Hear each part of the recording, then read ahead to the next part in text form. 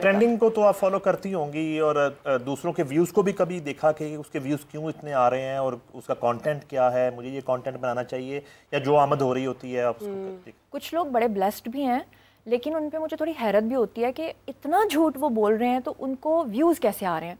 अब मिसाल के तौर पे जैसे इमरान खान साहब के ऊपर आजकल सख्ती आई हुई है, तो व्लॉगर्स जो हैं वो डेली बताते हैं कि फ़लाँ तारीख को इमरान खान छूट जाएंगे। इमरान रियाज खान साहब जो हैं उनको डेली मिलियंस में व्यूज़ आते हैं, मगर यकीन करें कि अल्लाह गवाह है कि वो कितना झूठ बोलते हैं। मैंने उनके ऊपर पूरा रिसर्च बेस्ड वीडियोज़ लगाए हुए हैं, उनके ट्वीट्स मैंने निकाल के बताए कि वो कितना झूठ बोलते हैं। अभी उन्होंने लास्ट बोला कि इमरान खान को डयाला जेल से निकाल के बनी गाला में उन्होंने रख दिया है, तो वहाँ पे उनको रखा हुआ है। तो मतलब सारे जितने भी लोग थे वो मेरे साथ बहस कर रहे हैं, वो कह रहे हैं कि नहीं वो सही कह रहे हैं, जो इमरान रियाज खान कह रहे हैं वो सच कह रहे हैं, जबकि बाकी सबके बयानात भी आ रहे हैं कि नहीं वो तो डयाला जेल में है, नहीं मान रहे। तो मतलब इस तरह के जो व्लॉगर्स हैं ना, उनको देख के मुझे वाकई हैरत होती है कि उनकी फ़ैन फॉलोइंग गिरती भी नहीं है। फॉर एग्जाम्पल अगर उसकी जगह अगर मैं झूठ बोलूँगी आज, तो कल ऑडियंस का एक काफ़ी वो आएगा कि नहीं जी आपने तो झूठ बोला था। इन लोगों को कोई नहीं कोई कहता, मतलब हर रोज़ इनको मिलियंस। मतलब आप कह रही हैं कि व्यूज़ जो ज़्यादा आते हैं वो अक्सर झूठ बोलने से भी आते हैं। बोलने से। आपने तो सोशल मीडिया से अपने फ़नी करियर का आगाज़ किया, आप कितना फॉलो करते हैं सोशल मीडिया को, कितना सीरियस लेते हैं अब? नहीं भाई, ऐसा है कि आपके दिमाग के अंदर ना एक फ़िल्टर लगा होना चाहिए। पहली बात तो ये समझने की ज़रूरत है कि सब कुछ गूगल पे नहीं होता। बहुत सी किताबें हैं ऐसी जिनमें जितना मवाद है उनमें से एक भी चीज़ गूगल पर नहीं है। राइट। अच्छा, अब सोशल मीडिया की गेम ये है कि आप ये अंदाज़ा करें कि आज से 1 वीक पहले मैंने AI से कहा कि मुझे ये बताओ कि नया चैनल यूट्यूब पे किस चीज़ का आना चाहिए। उसने कहा ट्रैवलिंग। मैंने कहा बना दो। नाम क्या होना चाहिए, उसने दे दिया, मैंने रख लिया। मैंने कहा उसका बैनर बना दो, उसने बना दिया। अब मैं ये सिर्फ एक ट्राई कर रहा था, ट्रायल है जी, मैं ट्रायल कर रहा हूँ कि लेट्स ट्राई कि AI क्या कर किस हद तक जा। मैंने उसे कहा कि तुम इसका एक आइकॉन बना दो, उसने बना दिया। मैंने कहा बग बना दो, उसने बना दिया। मैंने कहा एक वीडियो बना दो, वीडियो भी बना दो जी, मराकश के ऊपर एक वीडियो बना दो, उसने बना दी। मैंने कहा अच्छी सी सबटाइटलिंग करो, उसने कर दी। मैंने कहा डिस्क्रिप्शन लिखो, एक की मैंने नहीं दबाई, सिर्फ मैंने AI से गुफ्तगू की। 7-8 वीडियोस के साथ एक शानदार चैनल विद इन 1 डे, 1 घंटे के अंदर अंदर 7 वीडियोस का वाला चैनल, मतलब आउट क्लास। आप देखें आपको लगेगा कि बहुत बड़ा चैनल है, मिस्टर नोमैड ट्रेवल्स ना। मैंने उसको चलाना है, मैंने सिर्फ एक ट्राई किया कि घर बैठे बैठे जस्ट यूजिंग योर लैपटॉप आप क्या कुछ कर सकते हैं। आई थिंक जो नईम भाई बात कर रहे हैं ये बहुत डेंजरस हो गया, बहुत डेंजरस हो गया। ये कुछ भी बना सकता है, ये कुछ भी दिखा सकता है। और आपकी बातें सुन रहा है, मतलब आपकी प्राइवेसी नहीं। आप अभी बात करें ना, फॉर एग्जांपल आप अभी पेंट की बात शुरू कर दें तो शाम को आपको पेंट के एड्स आने शुरू हो जाएंगे। उसी हवाले से एल्गोरिदम जो है वैसा हो जाता है, आपका एल्गोरिदम वो हो जाता है। मुझे ये लगता है कि लोग आमतौर पे ये कहते हैं कि 4-5 साल में ना ये लीनियर ख़त्म हो जाएगा, सिर्फ डिजिटल रह जाएगा। ऐसा नहीं होगा। उसकी वजह ये ऑथेंटिसिटी सिर्फ लीनियर के पास। मैंने एक दोस्त से ना फोन पे को थोड़ी अजीब गुफ्तगू कर ली, तो मुझे वो चीज़ें आना शुरू हो गई, मैं तो उससे अवॉइड करना शुरू कर दिया। बच्चों ने और भाभी ने एक्सेप्ट कर लिया है कि हारून रफ़ीक जो है एक सेलिब्रिटी बन चुके हैं और अपने जॉनरे के एक सुपरस्टार हैं, बड़े एंकर हैं, या उस तरह ही बस स्टील मिल दा ऑनर कार आ रहे हैं तो जा रहे हैं। अच्छा नहीं भाई, बिल्कुल वैसे का वैसा। उसकी वजह ये है कि बड़े लोग आए, बड़े लोग ख़त्म हो गए, और ऐसा ऐसा उरूज लोगों पे आया, मैं नाम नहीं लेना चाहूँगा, हमारी इंडस्ट्री में ही जो ऐसे ऐसे बड़े एंकर्स थे कि वो जितना पैसा लेते थे, बड़े बड़े आए, ख़त्म हो गए। जवाल सिर्फ अल्लाह की ज़ात को नहीं है, बाकी हर एक को जवाल है। बेशक। डिप्रेशन में लोग तब जाते हैं जब आपके करियर पे जवाल आता है ना, तो आप डिप्रेशन में चले जाते हैं कि अब मुझे कोई पूछता ही नहीं, अब मुझे कुछ देखता ही नहीं, जानता ही नहीं। तो I kept my feet on the ground. मैं जैसे अपना सैटरडे संडे मंडे जैसे गुजारता था मैं वैसे ही गुजारता हूँ। आई डू नथिंग एक्स्ट्रा कि अब मैं कोई बाज नहीं आए तुसी? नहीं अजय नहीं आया। ये बताइए, जब बात करते हैं मीडिया पर्सनैलिटीज़ की, तो अब मीडिया फील्ड से आपका ताल्लुक है, तो कौन कौन सी पर्सनैलिटीज़ जो प्रोमिनेंट है उन्होंने आपको मुतासिर की है? मोइन अख्तर, उमर शरीफ मरहूम, और ज़िया मोहिउद्दीन, और मुश्ताक अहमद यूसफ़ी, और ये वो लोग हैं जिन्होंने मुझे बहुत ज़्यादा मुतासिर। जी, जब ज़नारा से बात आपने खबर ना क्यों छोड़ा? उसकी वजह खबरनाक खत्म हो गया तो फिर छोड़ा। अच्छा, वहाँ से खत्म हो गया था, उसके बाद जी शो बंद हो गया। ओके ओके, फिर कंटिन्यू में अकेली बैठी रहती? नहीं, फिर आपके साथ वो होशियारियाँ की बात हुई थी ना, ओके ओके, फिर वो नहीं हो सका। फिर उसके बाद मैं कराची चली गई, फिर मैंने कुछ ड्रामाज वहाँ पर जाकर दोबारा से कंटिन्यू किए। और सबा कमर के साथ भी आपने एक ड्रामा किया जी, तुम्हारे हुस्न के नाम। और फिर साथ में ये था कि मैं तो बड़े दुखी दिल के साथ ना, उन्हीं दिनों में कोविड भी था जी, तो मेरी फैमिली में कुछ डेथ्स भी हो गई, तो मैं बहुत ही डिप्रेस थी। एक तो मुझे इस बात का भी दुख था कि शो ख़त्म हो गया है, और साथ में ये था कि फैमिली की तरफ से मुझे अलाउ नहीं था कि मैं अब कोविड में बाहर जाके काम करूं, मुझे ज़रूरत भी नहीं थी।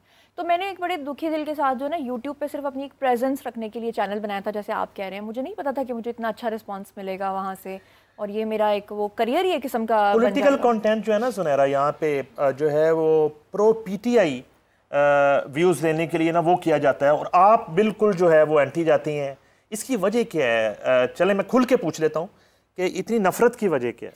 अच्छा, नफरत मुझे बिल्कुल भी नहीं है, किसी से भी नहीं है, लेकिन जब मैं सच बोलती हूँ तो ऑब्वियसली जो सुनने वाले हैं लोग ज़्यादा, अगर आप देखें तो 90% सोशल मीडिया पर पीटीआई की फ़ैन फॉलोइंग है। अब ऐसे में अगर मैं सच बोल रही हूँ और मैं बता रही हूँ कि ये खबर ऐसे नहीं है, जैसे मैंने अभी इमरान रियाज खान की एग्जांपल दी कि जो वो सिद्दीक जान हो गए, ये हो गए, समी इब्राहिम, ये लोग ज़्यादा, इनकी प्रेजेंस ज़्यादा है। तो जब आप सच बोलते हैं ना तो वो नकार खाने में तूती वाली आवाज़ का वो चक्कर हो जाता है कि लोगों को लगता है कि नहीं, ये बिल्कुल हट के बात कर रही है, ये एक लड़की सी है, वो इतने बड़े बड़े आदमी हैं, वो तो जनाब कोई मेन स्ट्रीम मीडिया पे बैठा हुआ है, तो वो ज़्यादा ऑथेंटिक बात बता रहे होंगे। ऐसा नहीं है। मैं कभी भी जो है ना स्टेट के ख़िलाफ़, अपने मुल्क के ख़िलाफ़ कभी ऐसा कंटेंट नहीं बना सकती, पहली बात। दूसरी बात, अभी जब इलेक्शंस हुए तो मैं आपको ऑन एयर बोल रही हूँ, मुझे कॉल्स आई और मुझे कहा गया कि आपने डेली बेसिस पे माइक पकड़ के ऑडियंस पोल करना है और हम आपको लाखों में पे करेंगे, लेकिन आपने सिर्फ पीटीआई प्रो करना है कंटेंट।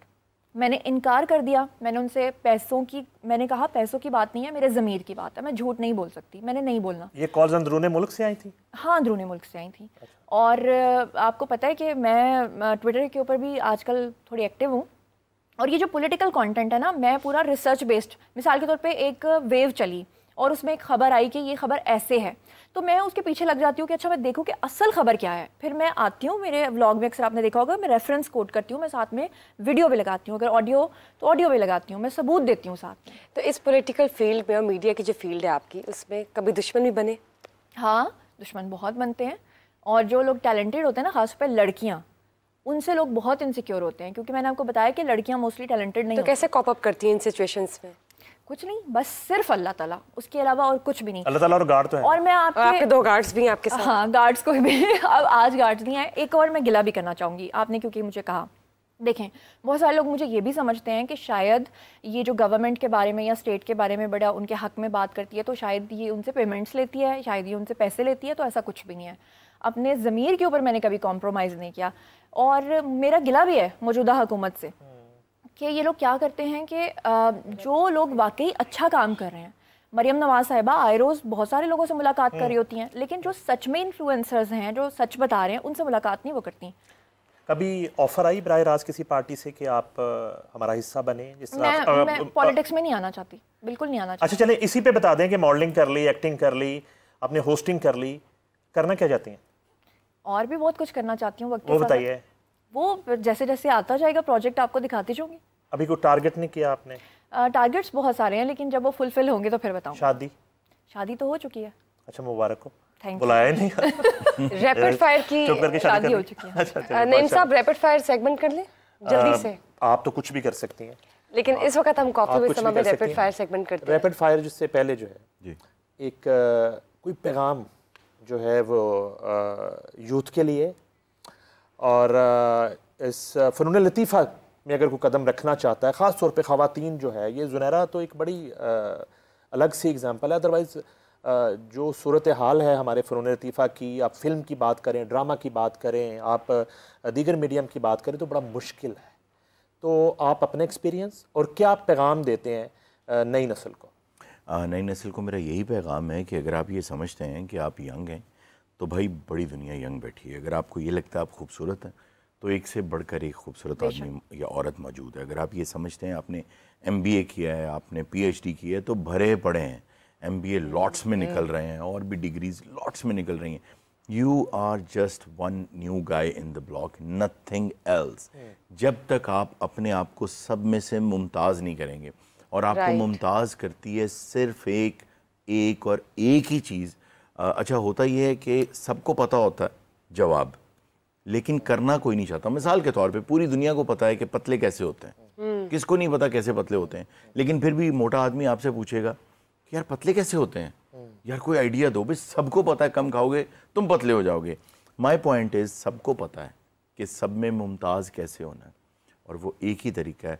खुदा के लिए आपकी जो कमाई है महीने की, चाहे आप जॉब करते हैं कुछ भी करते हैं, उसका एटलीस्ट 20%, चलें आप 15% कर लें, आजकल हालात ख़राब हैं, वो किताबों में जाना चाहिए। वो किताबों में अगर नहीं जा रहा तो आप डाउन द ड्रेन जा रहे हैं, फिर आप कभी आगे नहीं बढ़ सकते। सिर्फ और सिर्फ आप पढ़ें, आपके पास या तो नॉलेज हो। ये किताबें खरीदनी है, किताब में रख के किसी को नहीं देना।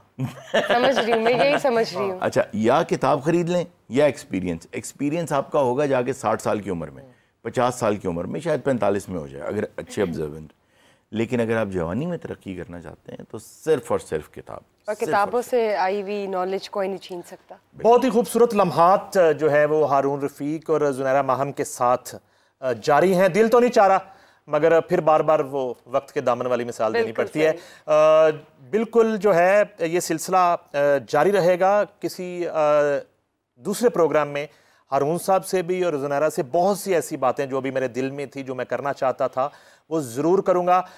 और मेरी तरफ से मैं इजाज़त चाहूँगा अगले प्रोग्राम के लिए। जी बुशरा। जी बिल्कुल नईम साहब, आपने बिल्कुल ठीक बात की। आज के जो खास मेहमान है मिस्टर हारून रफ़ीक और ज़ुनैरा माहम, बहुत बहुत शुक्रिया आप लोग का अपना कीमती वक्त निकालने के लिए। बहुत मज़े की बातें हुई, और मुझे उम्मीद है कि हमने आपकी पर्सनैलिटीज़ के वो पहलू जो है कोशिश की है कि नाज़रीन के साथ शेयर करें जिन्होंने पहले कभी नहीं देखे।